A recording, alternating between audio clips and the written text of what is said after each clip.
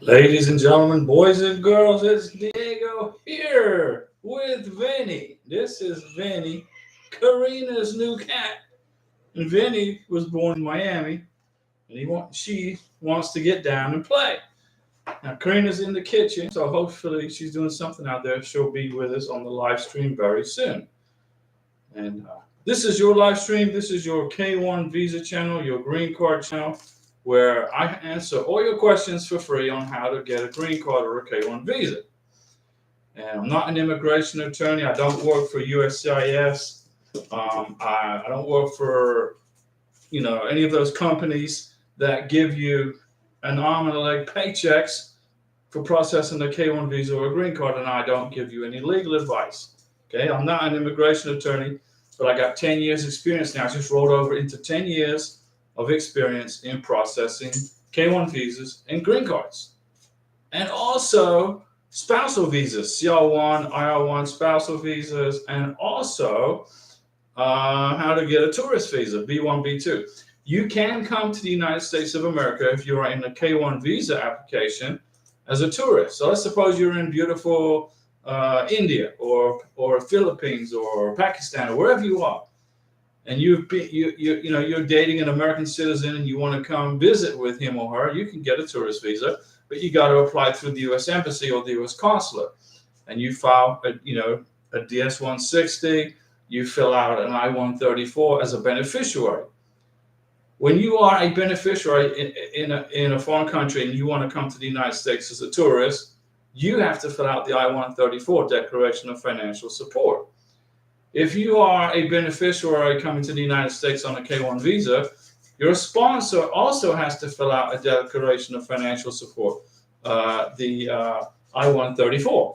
So if you come to the United States as a tourist and you're also in the K-1 visa application, there's going to be two I-134s, one for the beneficiary or one for the person coming as a tourist, and one filled out by the sponsor.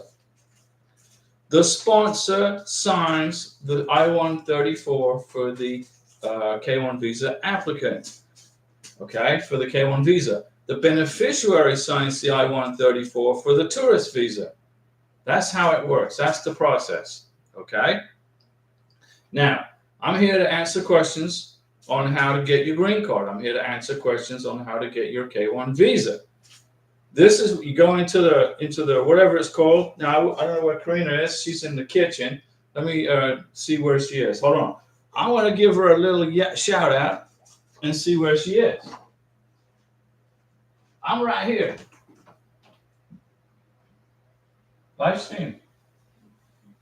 Okay, so here's Karina. She was busy doing something in the kitchen. Now, when you fill out your K-1 visa application, Miss Sponsor, you have to be an American citizen. You have got to have met each other face to face, okay, within 2 years before you file the K-1 visa. That doesn't mean you have to be dating together. You don't have to be in a relationship for 2 years. It just means you got to be together face to face in the physical presence of each other within 2 years of filing the K-1 visa. So let's suppose you go visit your beneficiary, your fiance, your future husband or wife. Let's suppose you go visit him in England. Okay, American citizen. You're an American citizen. You fly to England. You hang out for a month with your British beneficiary.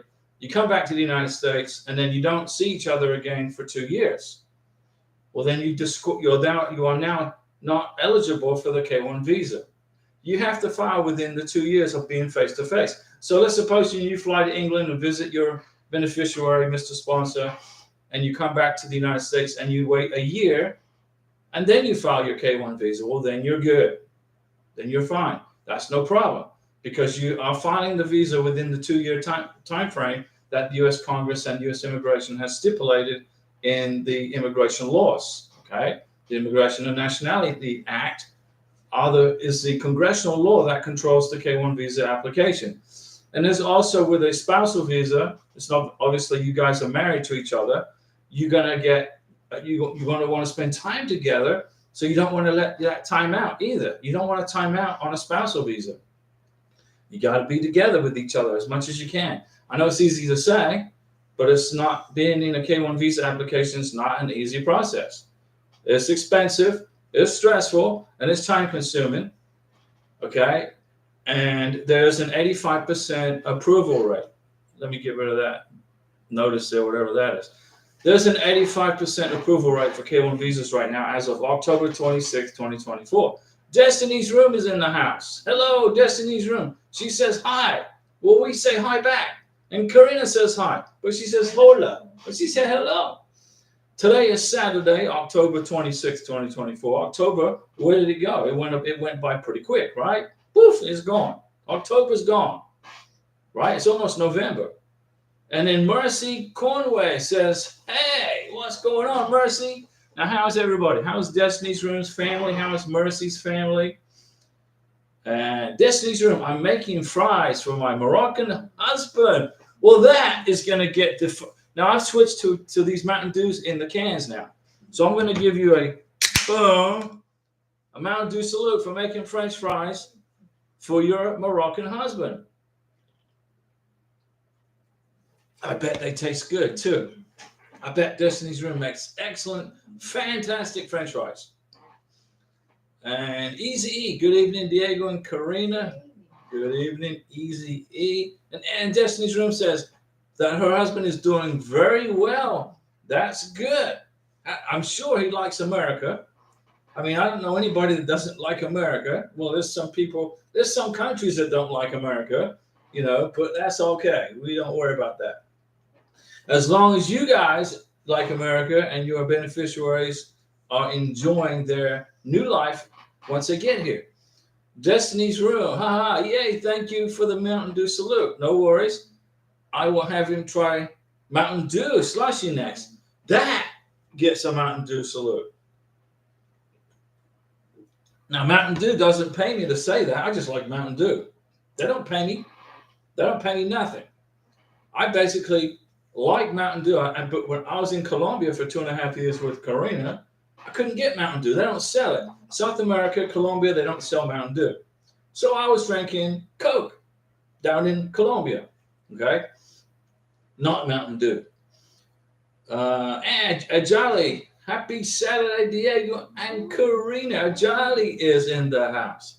We hope Ajali is doing well and her family and everybody's good. It's creeping into winter. It's winter time. It's winter time. It's closing in quick. Soon it's going to be Christmas. And then what?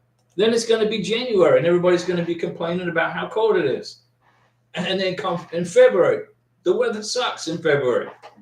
And then it gets to March and then the clocks change, right? They spring forward again and everybody's happy.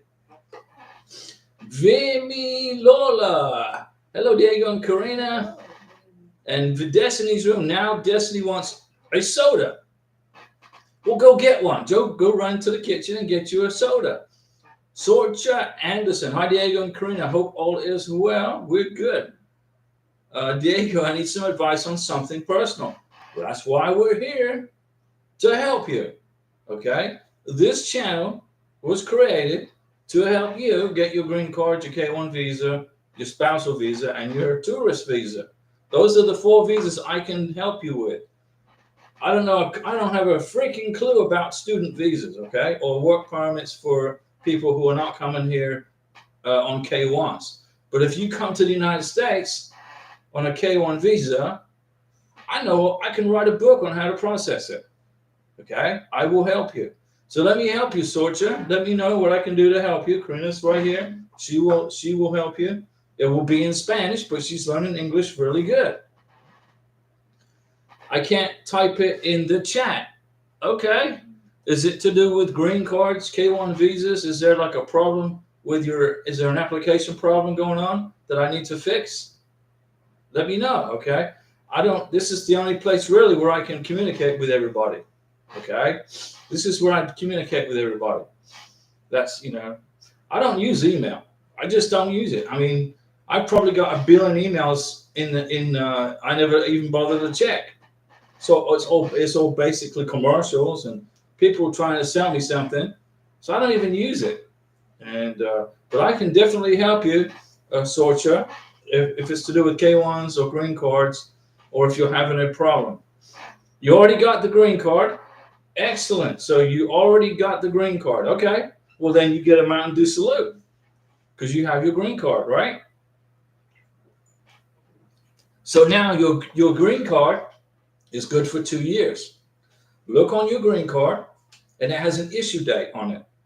The issue date is when that green card was activated, when you became, that's the day that you are legally able to work and live in the United States. You can do everything except you cannot vote. Okay? Within 90 days of your 2-year green card expiring, Sorcha, you got to apply for your 10-year green card. Okay? If you don't, there's going to be problems with immigration. Vimy Lola, my status is updated to application received after 6 weeks of waiting and waiting and under a 221G administrative process without any documentation. Requires, under it said your case is open for interview and fingerprints. Well, that's good. That means you're moving forward. If you already have interview, check up to 2 business working days. Okay, Vimy, you're going. You're done. You're working. You're in it. You are going up. You're moving forward. Jolly, just for information, my fiance's interview date is Christmas Eve. Now, you know what happens on Christmas Eve, right? Papa Noel, Santa Claus, Father Christmas. That's when he comes down the chimney with all the presents for the kids and the children. Not the kids, the children. So all the children wake up Christmas morning and they got their presents. But in some countries, they open the presents on Christmas Eve.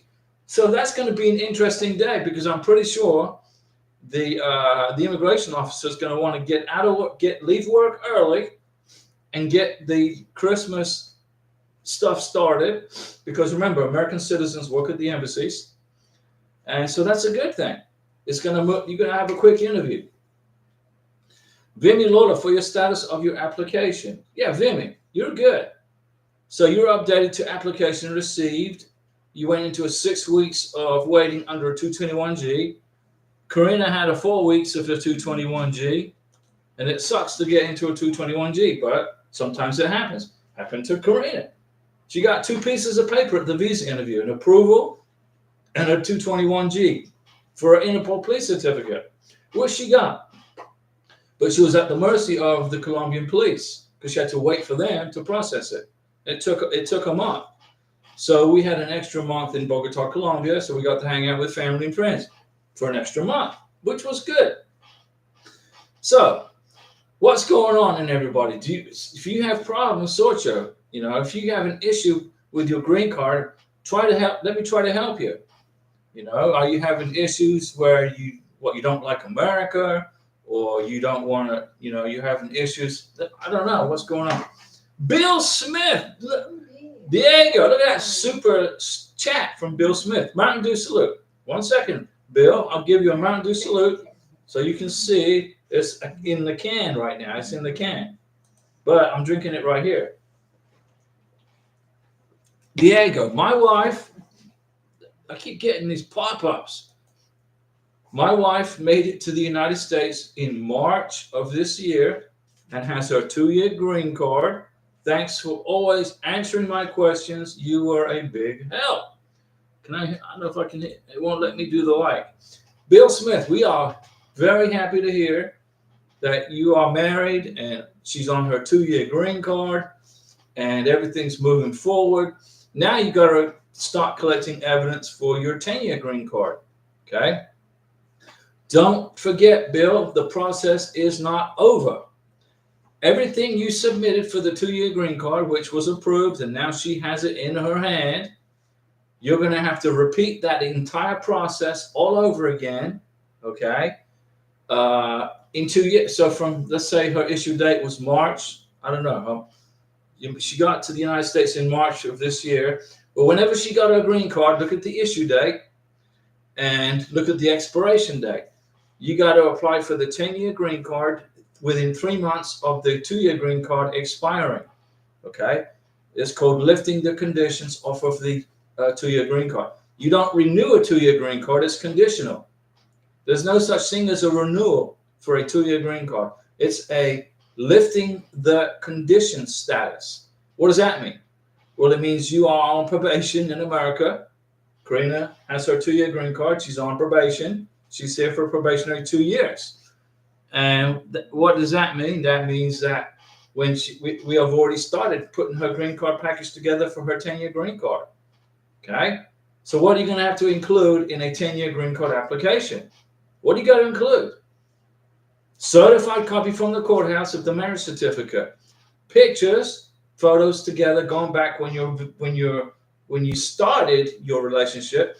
So we were dating for 3 years before we got married.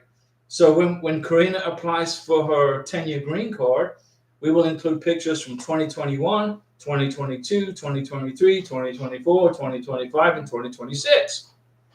We're going to have 6 years worth of pictures. Okay, so let's say plus a stack of wedding pictures. Okay, plus we're going to go on vacation probably in February. I think February because Karina's work kind of goes down a little bit in February, right? It's a little easier to take a vacation in February.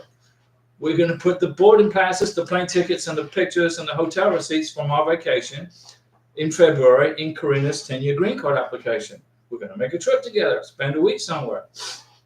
It's probably going to be in Nevada. It's probably Nevada, in Las Vegas. Karina wants to see Las Vegas. You know. K Messenger. Good afternoon, Diego and Karina. ¿Cómo estás ustedes? We're good. ¿Y tú? We are still awaiting the green card as of today. We are 2 months pending receipt of our green card package and biometrics. Thank you for your help. There's a Mountain Dew salute. We've got you through it. I don't know why this thing keeps popping up on the computer, blocking the live stream. There we go.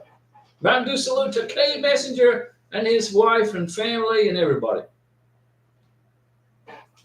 Now, K Messenger, let's put some pixie dust on that green card application. This stuff works. K Messenger, you came across the border. You checked in with the Border Patrol from that town in Mexico. I can't pronounce the name.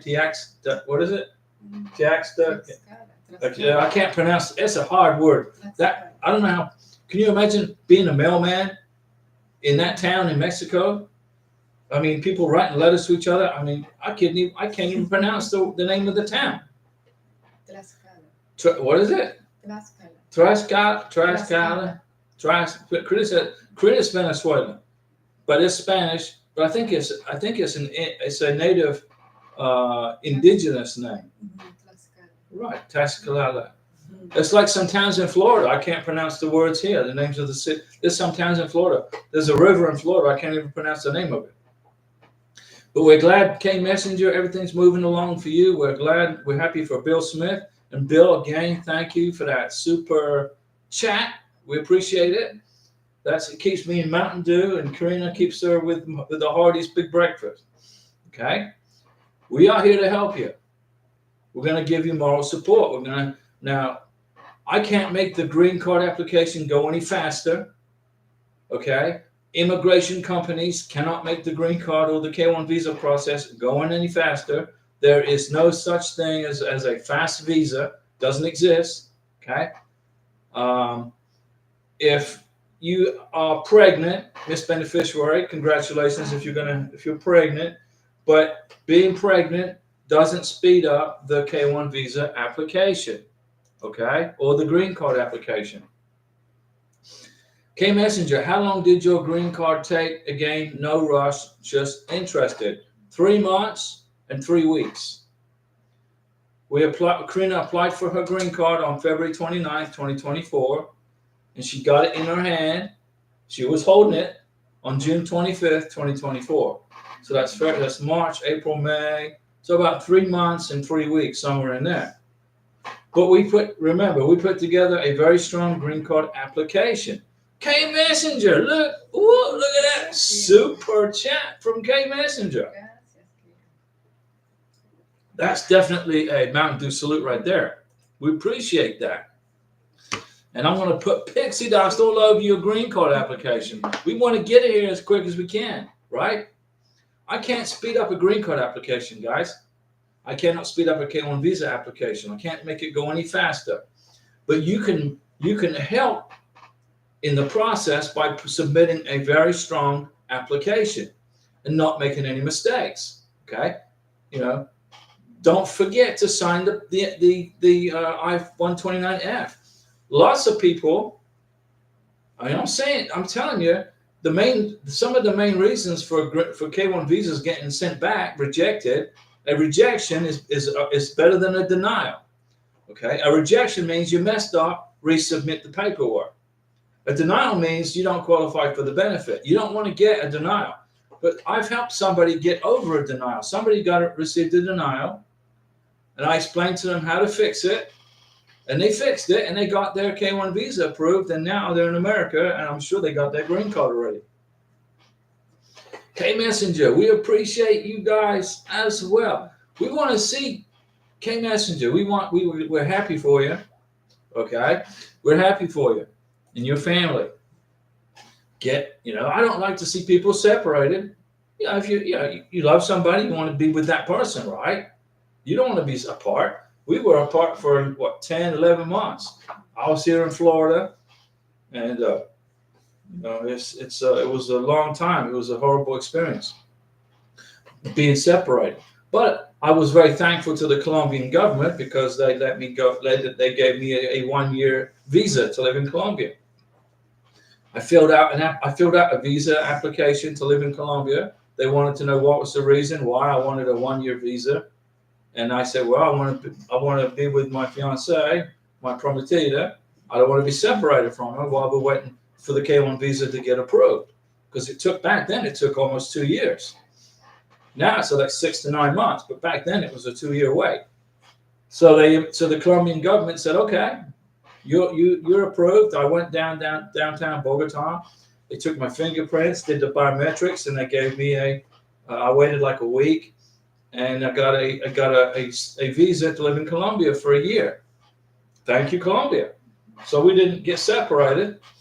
Then I came back to the United States, and after almost a year, and we've been together 2 years. So, here we are. 3 years later, almost going in 4 years. When we apply for Karina's 10-year green card, that's going to be a great day. Karina gets her 10-year green card. Then she has a year to go before she can apply for U.S. citizenship. You understand that you get your 2-year green card, you lift the conditions off the 2-year green card first and get the 10-year green card. And after the 10-year green card, after 1 year, you can apply for U.S. citizenship. So what do you have to do to apply for U.S. citizenship? You got to fill out Form N-400. You can do it online. You can apply for U.S. citizenship online. It doesn't require a paper application. Okay, pay the fee, etc. But you got to make sure you don't make any stupid mistakes while you're on your 10-year or 2-year green card. You don't want to get your U.S. citizenship denied. Okay, it could happen. It could happen. There was a lady who was living in California. Okay, she had a 10-year green card. She'd been in the United States for about 8 years on her 10-year green card. She wanted to become a U.S. citizen. She didn't want to go through applying for her 10-year green card. And she filled out her application, and she put on her application, they asked her, where does she work? She said, well, she works at a company that's legal in California that basically grows, stuff that's illegal in other parts of the country. It's legal in California. It's illegal in other states. So it depends on the state where you live. But she lived in California, so she had a job working on this farm, harvesting this crop, which is illegal in some parts of the country. But it's not in California. Well, the federal government does not recognize any state that has given legality to this product. So she applied for U.S. citizenship. She filled out her N-400. They asked her, where does she work? She said she works on a farm harvesting whatever it is. I'm not going to say it on here. I'm not going to promote it because I'm not going to say what it is. But she got denied U.S. citizenship because she was working at a job which the federal government doesn't recognize as legal. Okay? So food for thought. Okay? Also, when you go apply for U.S. citizenship or for a visa, K-1, you go to the visa interview, the scary visa interview. Don't lie to the immigration attorney. Don't make up a story. If you don't know the answer to something, if an immigration officer asks you a question at the visa interview, you don't know the answer, say, I don't know. I'm sorry, I don't know the answer to that. You say, I know everything about my sponsor, but I just don't know that particular question. Okay? Don't lie to an immigration attorney, because if you do, and if they find out, they're gonna deny your visa. They will. They'll do it. Honesty and character integrity is probably number one on the list of immigration attorneys. Not immigration attorneys, immigration officers, consular officers. The number one thing that they want to see is integrity and character. You got a good character. You don't lie. You're honest. You're going to come to America and be productive. That's what and you're in a relationship that's real, that's not false. That's what they're looking for. And they want to make sure you're also medically qualified. K Messenger, your help is always Bravo Zulu. Well, Mountain Dew salute to K Messenger. And thank you again for that super chat. You are a fantastic supporter of this channel. Ajali, question. Once my fiance is approved at the embassy, how long will it take for him to physically receive his passport? It depends on the country. In Colombia, it would take 4 or 5 days. Okay, it's a quick process. Let's see, in the Philippines, it's about a week to 10 days. In India, it's about a week to 10 days.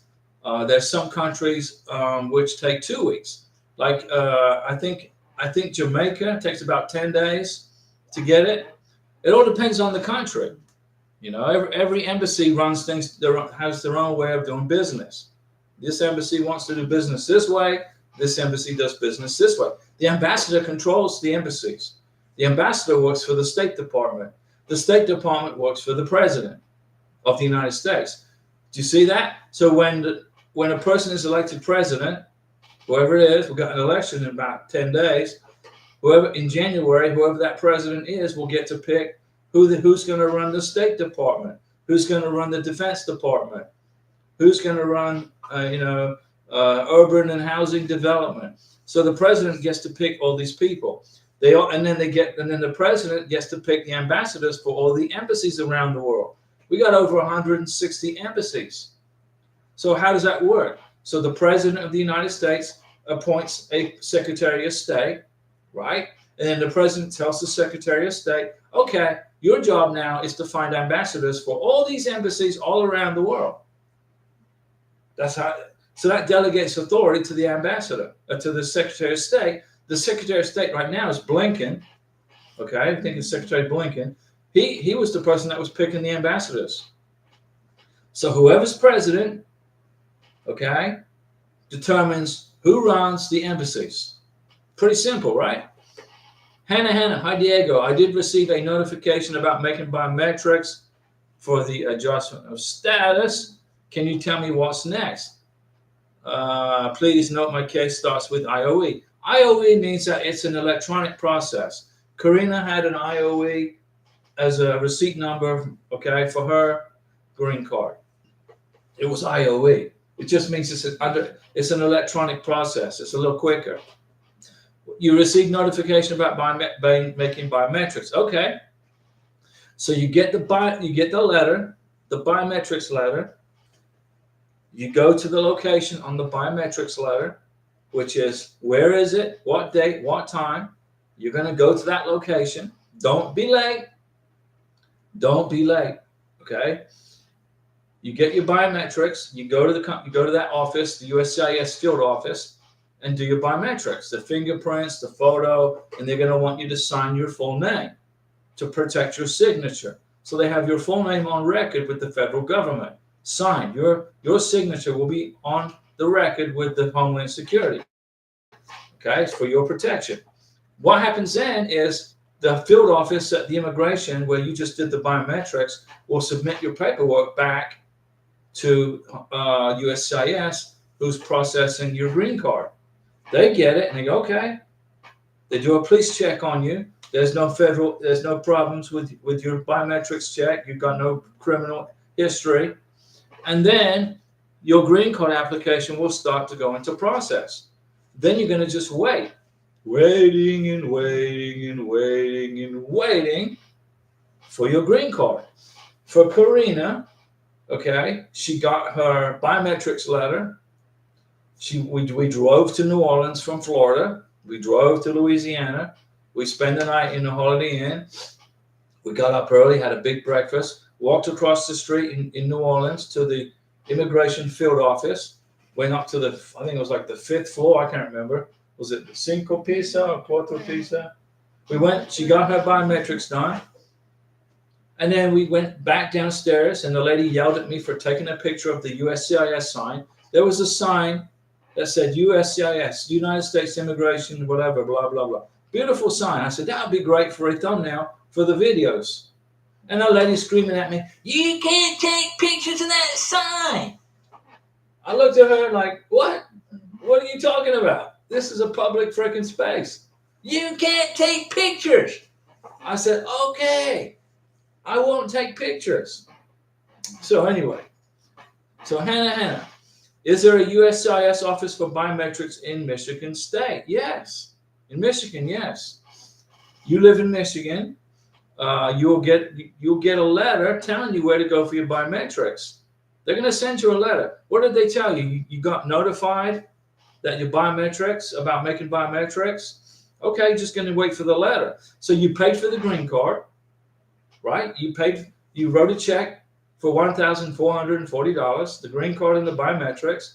They cashed the check, right? And then you got notified that you're going to have to go for the biometrics. It's easy. Just don't be late. Bring the biometrics letter, bring the appointment letter with you, bring your passport with you with the K-1 visa, bring the marriage certificate with you, all that jazz.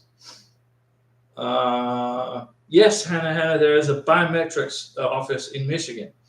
K-Messenger, were you notified electronically? How did you receive your approval notification? In the mail. Karina I got an itchy nose. Karina went and checked the mailbox, and there was a letter. In fact, on the next live stream, I'll show you. It was an approval letter for her green card, I-797, a notification. It was a letter, okay? And it was in the mailbox. And she goes, oh, I got my green card approved. And then we just had to wait for her green card. And it was mailed to her from Corbin, Kentucky. Remember, Corbin, Kentucky processes the green cards. You file your application. I don't know where you live. It depends on where you live. But there's 4 places where you can mail your green card application. Elgin, Illinois, Chicago, Illinois, Phoenix, Arizona, or Texas, Louisville, Texas. If you live in Texas, you will mail your green card application to Louisville, Texas. Louisville, Texas will then process it and send it off to Corbin, Kentucky to create the green card. And then it's going to get mailed to you by certified mail from the United States Postal Service from Corbin, Kentucky. Let me see. K-Messenger, green card approval, sorry, was not clear. Yeah, Karina got a letter in the mail that her green card was approved. It came in a letter. She got her letter opener and she opened it up. Always use a letter opener when you get mail from immigration so you don't accidentally tear the correspondence. The way immigration fold those letters, if you open up that letter, without due caution, you could tear the freaking letter inside. So Karina got her, like this would be a good letter opener right here. That's a good letter opener. You just open up the letter so you don't tear the letter. Came in the mail. Nothing electronically, correct? None. We didn't get anything electronically other than she got a text message with an IOE number saying, we got your green card application. When she received when immigration opened up her green card package in Chicago, they sent a text message to the cell phone with two receipt numbers, a receipt number for her green card and a receipt number for her work permit. Because remember, back when Karina applied for her green card in February of 2024, the work permit was free. There was no charge for the work permit. I said, okay, it's free. We're going to get it because we'll probably never see anything free again from immigration other than the DS-160. And lo and behold, I was right. April 1st, 2024, they created a charge for the work permit. Now it's $260, I think, for the work permit. But when Karina applied, it was no charge. It was totally free.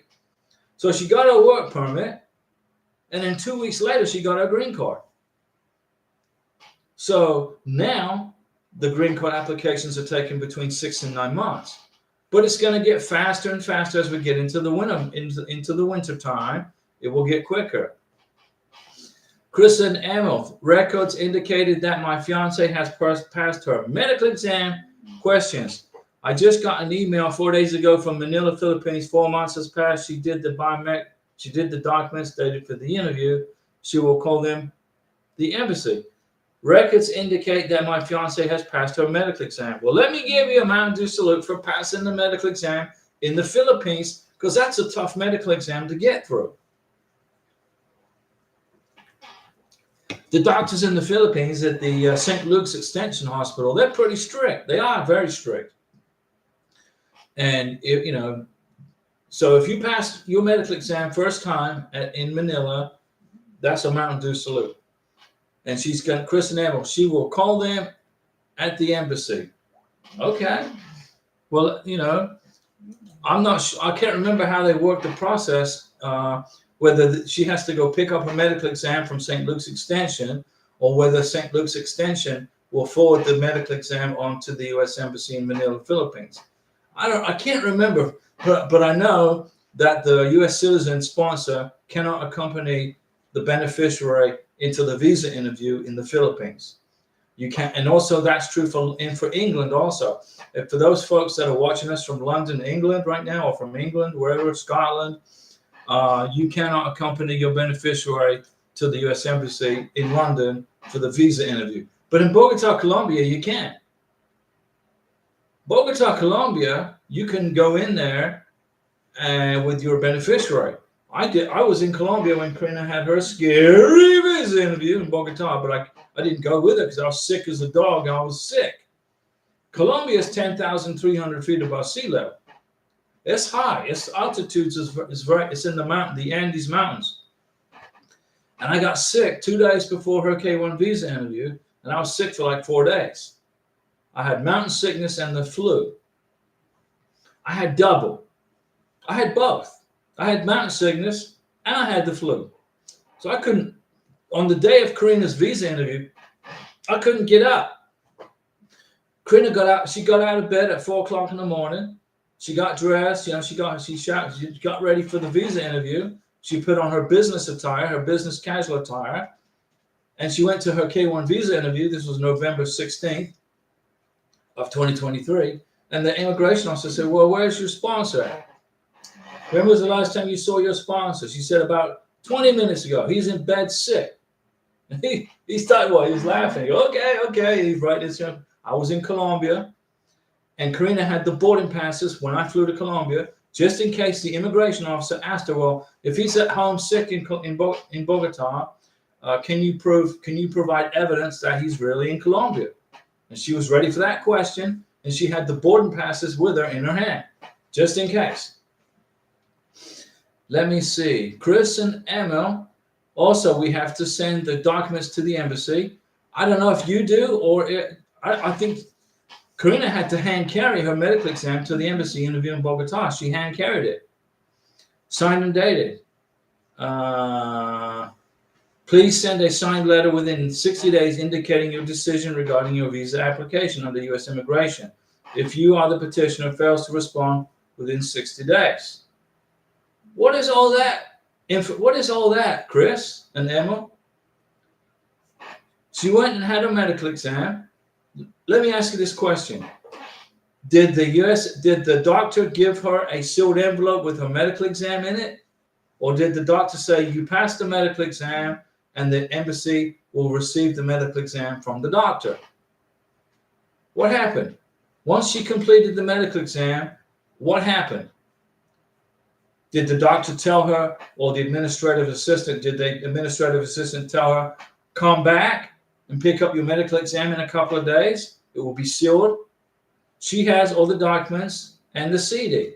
Okay, well then she needs to bring that. What she needs to do is call the embassy in Manila and tell them she will bring the documents with her for the medical exam on her K1 date of her K1 visa interview, and the CD. The CD is just a photo of the chest X-ray.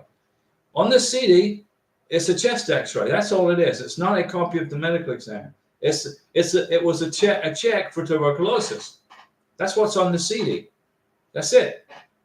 On the CD, it's the chest X-ray. That's all it is. Don't worry about the CD. Bring it with you though. But the U.S. government is not going to put that CD in any of their computers. Okay. Because they won't do it. They want to protect their computers from malware. But it was just for you. So what she needs to do is call the embassy, or what I would do is I would email the embassy and say, this is so-and-so, and in the subject line put the receipt number of the NOA2 letter and say, I passed my medical exam. I will be bringing the medical documents with me to the medical exam for the visa interview. She said she will call them. That's what's in the letter. Okay, we'll call them. In Colombia, we used email. Karina called the embassy a couple of times. Back in July of 2023, she made phone calls with questions. So she just needs to call them. But I would send an email too, just to back it up. An email is evidence of communication. A phone call isn't. Shiku Dombaya, Shiku. Good evening, Diego. Long time. That's okay. When I got married, I changed my last name. In my marriage certificate, can go back and change my last name. In my social security cards, I don't know if I need to update. Listen, Shiku, here's what you do. You don't change your marriage certificate. Your marriage certificate is going to have your maiden name on it. Karina's maiden name is on our marriage certificate. That's all over America. In 50 states. That's in Puerto Rico, Guam. It's all the same. Your marriage certificate is going to have your maiden name on it. Don't worry about that. The way to change your last name to your husband's last name is when you apply for the green card. On page 1, I made a new printout. The other one was getting pretty ratty. On page 1 of the green card application, right here, that's where you change your last name to your husband's last name. Okay? The green card comes to you in the mail with your married name on it. Karina opened up the mail. There's her green card with her married name. Karina Ross. We then jumped in the car, drove to the Social Security office in downtown, and Karina said, here's my green card. I want to update my status in America. The Social Security officer said, okay. He took the green card. He took her passport to make sure they were the same person. He went in the computer. And then 7 days later, Karina had a brand new Social Security card in her hand with her married name on it. And without any of that verbiage on there that says work authorized only by Homeland Security approval or whatever the heck it says. So you get to America, you get married, you apply for the Social Security card because you want to get on the bank accounts, right? Some states you got to have a Social Security number before you can get married. There are 12 states in the United States that you cannot get married without a Social Security number. Like Utah is one of them. So you get your Social Security card in the mail, then you get married. But on the Social Security card, you had to show your K1 visa. To get the Social Security card, you had to show your K1 visa and your I-94, your form I-94. Okay, Social Security officer looks at your K1 visa and the I-94. In a week, you get your Social Security card with your maiden name on it. Okay, Karina maiden name. When she got her green card, Karina went back down to the Social Security office with her green card and updated her status to legal permanent resident. And a week later, they sent her a brand new Social Security card. They didn't change the number. The Social Security number did not change. Her name changed. So Karina has 2 Social Security cards, one with her maiden name on it and one with her married name on it. Okay, but the other one's irrelevant. It's basically irrelevant. The one she has that's real that's the legal name change is the one with her married name on it. Christopher Reese, good evening to the famous couple. Well, I don't know if we're famous. I mean, we watched in 160 plus countries, and people watch us in the Philippines, India, Australia, England, Nigeria, Pakistan. To our friends in Pakistan, how's everybody in Pakistan? So I guess we could say we're kind of famous, but in a group of immigration folks. Shiku, I'm talking about my social security card, Diego. My last name is the same there. I can update to my new name. Right. When you get your green card, go to the Social Security office and say, here's my green card with my married name on it, Karina Ross. Karina Ross had her green card. Here's Karina Ross. Here's her green card, Karina Ross. Social Security number. She gave it to the Social Security officer and said, I want to change my status. So he went in the computer and changed her status to legal permanent resident. He deleted the part about the I-94. The I-94 is now irrelevant. She's a legal permanent resident. And a week later, she got a brand new Social Security card with Karina Ross Social Security number and no verbiage from Homeland Security. It's just like an American's, like mine. Okay? Christopher Reese, Mountain Dew salute to you both, also to your family. There's two ways to get a Social Security card, guys, ladies and gentlemen. You can apply for it on page 2 of the 485, adjustment of status paperwork, or you can go in person when you get married or before you get married. It depends on where you live. Go to the Social Security office with your I-94 and your passport and apply for it. They'll mail it to you. It comes out of Baltimore, Maryland. You get your Social Security card in about a week. They're very efficient with the Social Security Administration. Surprise, surprise. I mean, they're very efficient. And Chico, I'm talking about my Social Security card, Diego. My last name is the same there. Can I update it to my new name? Yes. You can update your Social Security card to your new name once you get your green card. You can't do it until you have your green card in your hand. Then you can do it. Christopher, I can't post more than one post on here without going out, coming in. So, I don't know. YouTube's a pretty good company. YouTube is a good platform for me to do this, to give you free information. I can talk to you guys and give you all this free information on how to do this green card application, K-1 visa application. Thank you to YouTube for creating this company. Somebody with an IQ so high, highly intelligent person put this together. I couldn't create something like this. And the way they pay for the channel, I guess, is by running commercials. Okay, that's fine. I can still do this for free and give you all this information. So, it's I think it's Google is part of this. Google does a fantastic job. Google does a fantastic job, and YouTube does a fantastic job in allowing me to do this. I can sit here for an hour and a half and answer your questions, and that's certainly a lot cheaper than calling an immigration attorney. An immigration attorney will charge you $400 for a 5-minute phone call. In my opinion, just an estimate, right? But you can ask me the same question, and I can give you the same correct answer right here on this channel. It doesn't cost you anything. What a solution, right? Christopher, I see time changed in California from 10 months to 9 months. Yeah, but it's 6 to 9 months in California. 6 to 9 months. Shiku, thank you very much, Diego. And I have gone through a lot trying to settle down with my daughter, but missed your live stream. Thank you very much. Well, Shiku, we were glad to help you get your daughter to America. That was a process you didn't know how to do, right? You had no idea how to do it, and you were worried that you couldn't bring your daughter to America because you forgot to do this or you forgot to do that, and you jumped on the channel, right?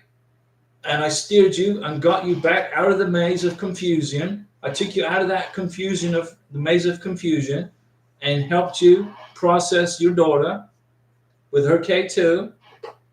And then once you were able to understand the process, she got her K2 visa with your K1. And now she's in America starting her new life, right? I remember it was a stressful time for you, CQ. I remember you said, I got to hire an immigration attorney. No, you don't. No, you don't. All you had to do was listen to me, and you did. You paid close attention. You took notes. You were top of the class. You had your pen. You had your lapis, right? And now she's here in America with you.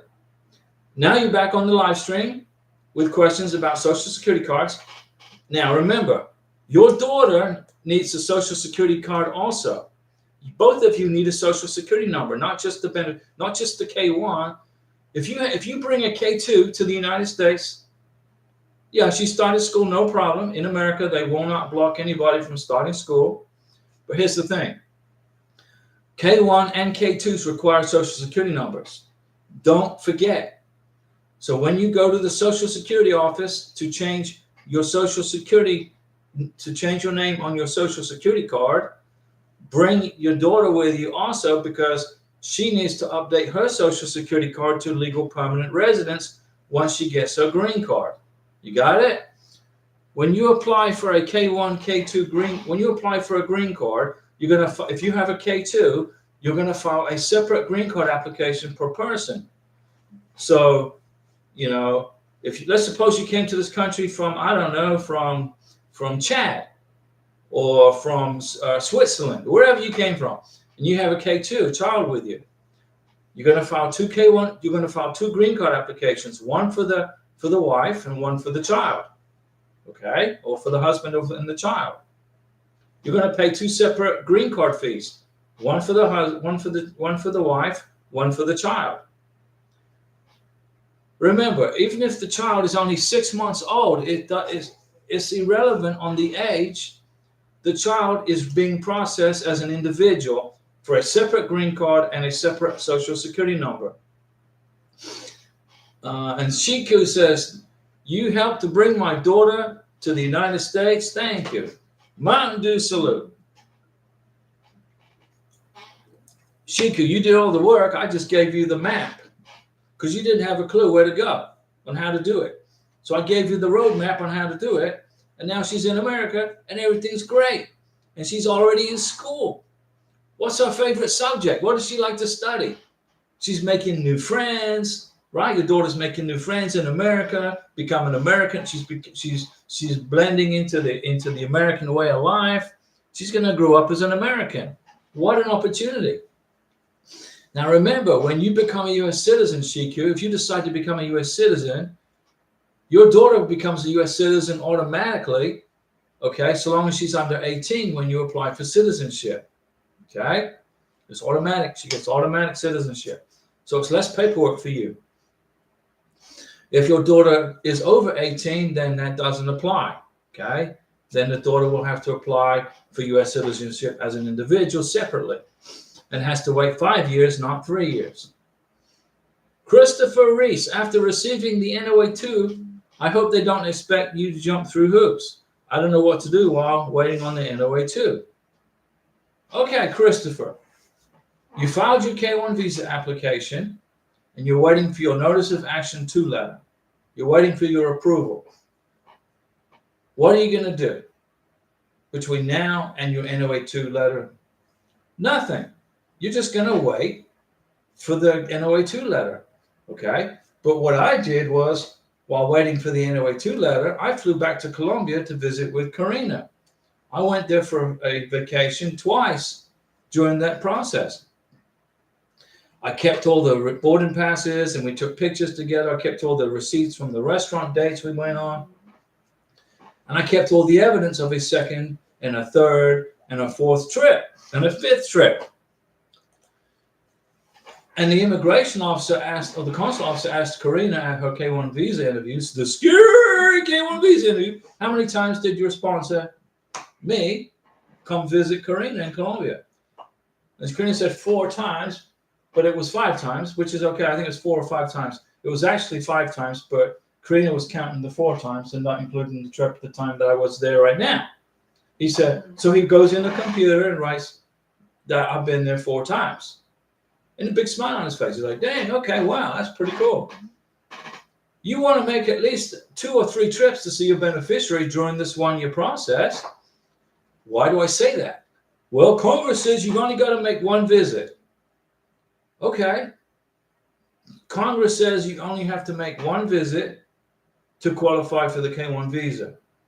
But the consular officer can deny a K-1 visa if he thinks you haven't spent enough time with your beneficiary, no matter what that law says. Congress says you got to meet each other once face to face, right? You got to be within each other's presence 1 time before you file the K-1 visa. Well, if you spent 6 months with your beneficiary on that 1-time visit, you're good to go.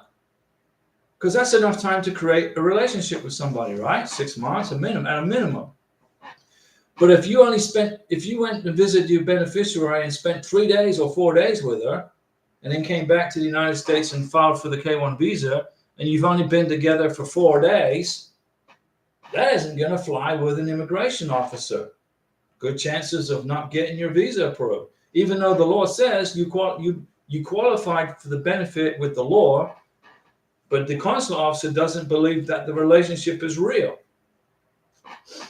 So what, Christopher Reese's question, what should you do between now and the NOA2 letter?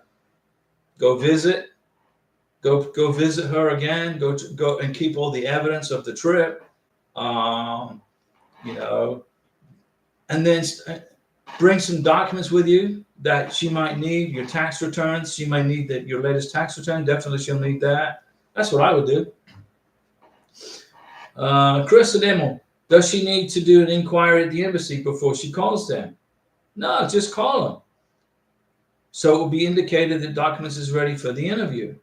Just call. Have her call the embassy, Chris and Emil, in Manila. Call the embassy in Manila. Where does she live? Does she live in Manila, Philippines, or does she live in somewhere else?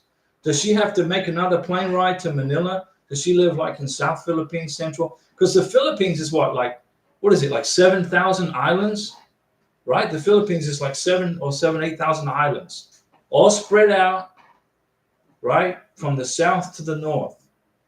So there's airports in Cebu. She lives in Manila right now. Okay, so that's good. So it's easy for her. She could easily she could easily call the embassy.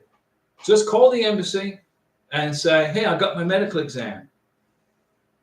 Make sure she has her passport in her hand when she calls the embassy, because the consular officer is going to ask her for her passport number so he can identify her in the computer, and the NOA2 number, the receipt number. Just call and everything's going to be good. It's not hard. You can do this, Chris and Emil. And Christopher Reese, I'm planning on a trip come March to visit my lady again. That's a Mountain Dew salute. And pixie dust for Chris and Emil. Yeah, Christopher, when you go visit again, when you make another trip, make sure you get copies of the boarding passes. Those boarding passes issued by airline companies, they have a tendency to fade away. The ink slowly fades away. So if you put it in your drawer or in your folder, and you open it up 3 months later, the ink may not be clear on the boarding passes. So right away, when you get the boarding passes, get your cell phone or your camera. Like I got a camera right here. It's a Canon M50. If you make pictures of the boarding passes and print them before they start to fade away. It's like when you buy something at the store, you go into a supermarket, and the receipt slowly fades away over time. Christopher Reese, we spend several hours a day on video chat while you're separated. Okay, screenshot those video chats and print them. I'm not saying every day, like two or three a week. Print those video chats So that's a 12 a month, right? You want to have at least 12 video chats screenshotted and printed per month. And then make sure you can see the date on the video chats. Chris and Emil, okay, thanks. Okay, no problem. Christopher Reese, Manila is a 2-hour bus ride for my lady. So she's 2 hours away from Manila. Okay, so she doesn't have to get on a plane or anything. She can catch a bus. That's good. Chris and Emil, she has the plane ticket for November 23rd, but the interview is November 5th. Number one, Chris, you don't buy plane tickets until you have the K1 visa in your hand. Listen, Chris and Emil, you got a plane ticket for November 23rd. The visa interview is what? November 5th? So 6, 7, 8, 9, 10, 20, 13, 18, what's that? That's cutting it pretty close. So you gotta hope that she can get her passport back with her K1 visa in Boston before her plane ticket expires before the 23rd. Okay? Christopher Reese, my first boarding pass were garbage. I was blessed to get a manifest printout. There you go. So you know what I'm talking about. You know what I'm talking about. You got to make sure you have evidence of the flight. You can also print the credit card transaction when you get your bank statement in the mail. On the bank statement, it's going to say you purchased plane tickets to go to Manila via whatever airline you flew on. Print that bank statement. That's very important as evidence also that you bought and paid for the tickets. The boarding passes show you actually left the country, plus the visa stamp. I can't remember. I've never been to the Philippines. I would love to take Corinne. I'm going to take Corinne to the Philippines when she gets her citizenship. And, we're going to travel to some countries so Corinne can see the world on a U.S. passport, not a Venezuelan passport, on a U.S. passport. We're going to go to the Philippines. But I cannot remember in the Philippines if they stamp your passport with a tourist visa. In Colombia, in Bogota, Colombia, the trips I make to Bogota, they used to stamp my passport with a tourist visa and write 90 in the bottom right-hand corner of the tourist visa, which was saying that the consular officer gave me 90 days to be in Colombia. This was before I got my 1-year visa. They've changed, so now when you fly to Bogota, Colombia, it's electronic biometrics. So you don't get that visa stamp in your passport anymore when you enter or when you leave Colombia. Okay? It's biometrically done. So my advice is when you go to Colombia, if it's a biometrics, if you don't have a physical stamp in your passport, when you get to the immigration officer's desk, when you get to the window in Bogota and they take your passport, ask the lady or the gentleman, make sure they stamp a visa in your passport as an entry stamp, because that is evidence that you entered the country.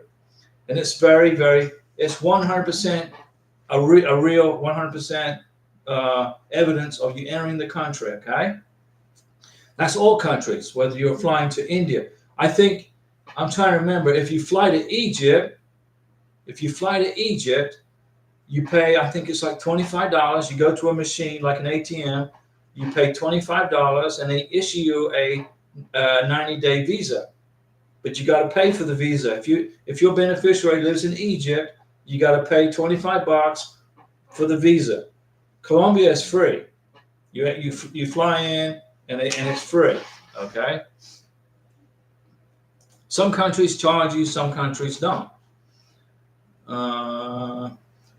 Chris and Emil, they say it's about 5 to 7 days to receive the passport to the VSA. Okay. You're living dangerously like Austin Powers. Christopher Reese, I got a stamp coming and leaving the Philippines. Okay, good. Take a picture of those stamps where you entered and left the Philippines. Make a picture, blow it up nice and big. Okay, blow it up nice and big, and print it in color. Include that, because right now you're just waiting for the NOA2 letter, but you're going to include that in the green card application of evidence of you traveling back and forth to the Philippines. Immigration want to see that you, Mr. Sponsor, Miss Sponsor, took time to spend time with your beneficiary. Okay? Flying to a foreign country and spending 4 days with somebody, flying back and applying for a K-1 visa is not going to cut it. Immigration is going to say, you only been together for 4 days, but you've been chatting for a year. Is 4 days enough time to really build anything? No. I flew to Colombia to visit Karina for the first time in 2021 on a 2-week vacation. I had 2 weeks of vacation, and when I got to Bogota, I had paid for a hotel in central Bogota for 2 weeks or 17 days, I think it was. When we met each other, I knew Karina was going to be for me. Karina knew I was going to be for her. We was immediate. It was an immediate connection. But immigration don't work off of immediate connections. They work off of evidences and relationship status, okay? And an immediate connection doesn't work with immigration. So my 2-week vacation turned into 5 weeks. So I stayed in Colombia for 5 weeks. I keep getting all these ridiculous posts. I stayed in Colombia for 5 weeks. I don't know how to get rid of that. I keep getting these pop-ups. And then I went back to Colombia and stayed with Karina for 5 months.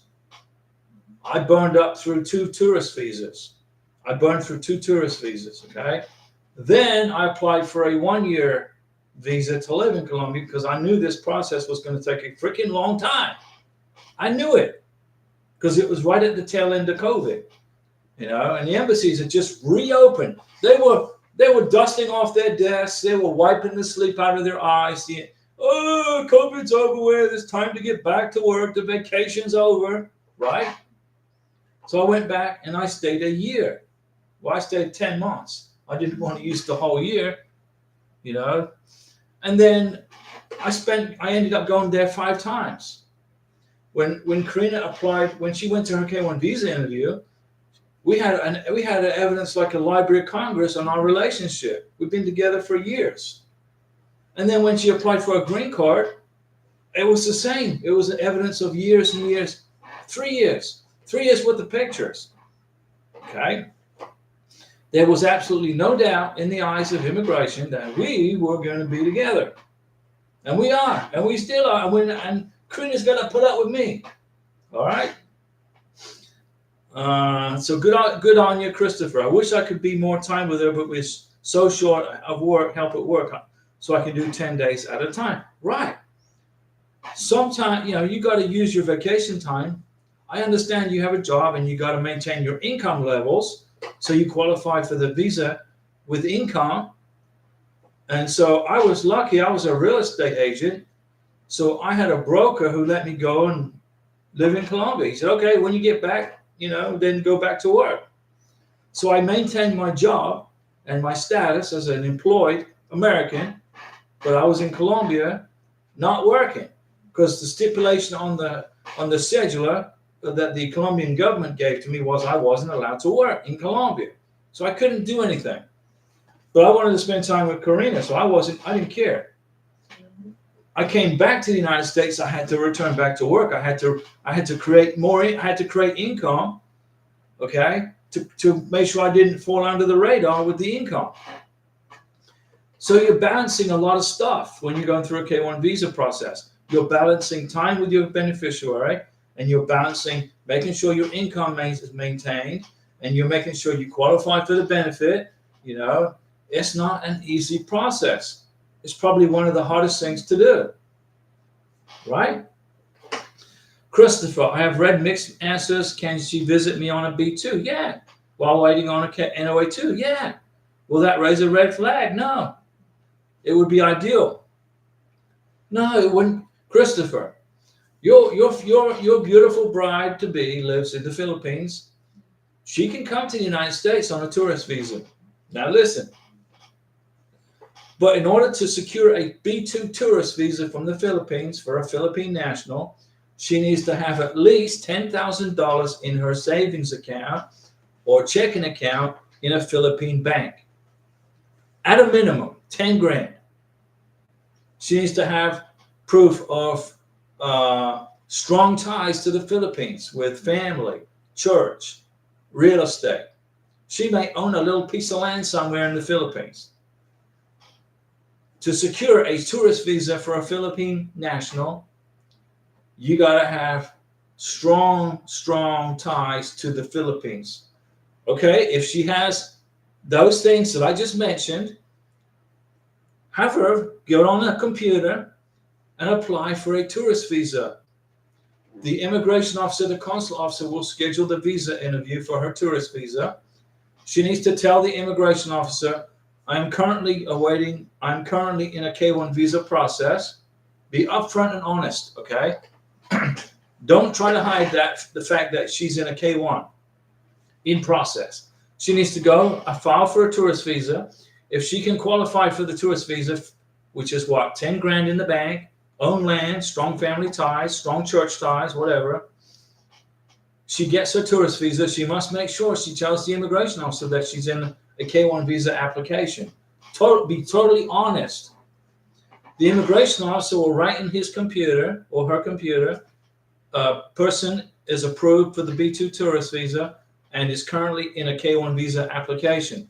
When she arrives in America, the immigration officer will check her in with her Philippine passport. He will look in a computer and see that she's on a K1 visa application. The immigration officer may ask her, what is your reason for coming to the United States? Well, she will say, I'm here as a tourist. I want to spend time with my fiance who lives in the United States. I'm in a K1 visa application, and I didn't want to be separated from my husband, from my fiance. And it's a lot easier for me in the Philippines to come to America on vacation than it is for him to take time off to come to the Philippines. And then the visa officer will say, welcome to America. Have a nice day. Okay? But you got to remember this. If she comes to America as a tourist, when she returns back to the Philippines after the vacation is over, you must print the I-94 from the Border Patrol website that shows that she entered the United States as a tourist. You must include that I-94 plus the I-94 for when she enters the United States on the K1. So you're going to have two I-94s for the green card application. One for the trip as a tourist, and one as for the visa. Okay? Do you hear? Christopher, listen to me. Christopher, okay, thank you for that information. She has a child and a house. Okay. So she's got very strong ties to the Philippines. She owns real estate. She's got strong family ties. Okay. She has a child that you're going to give a fantastic opportunity to that child to come live in America. Fantastic opportunity. That's great.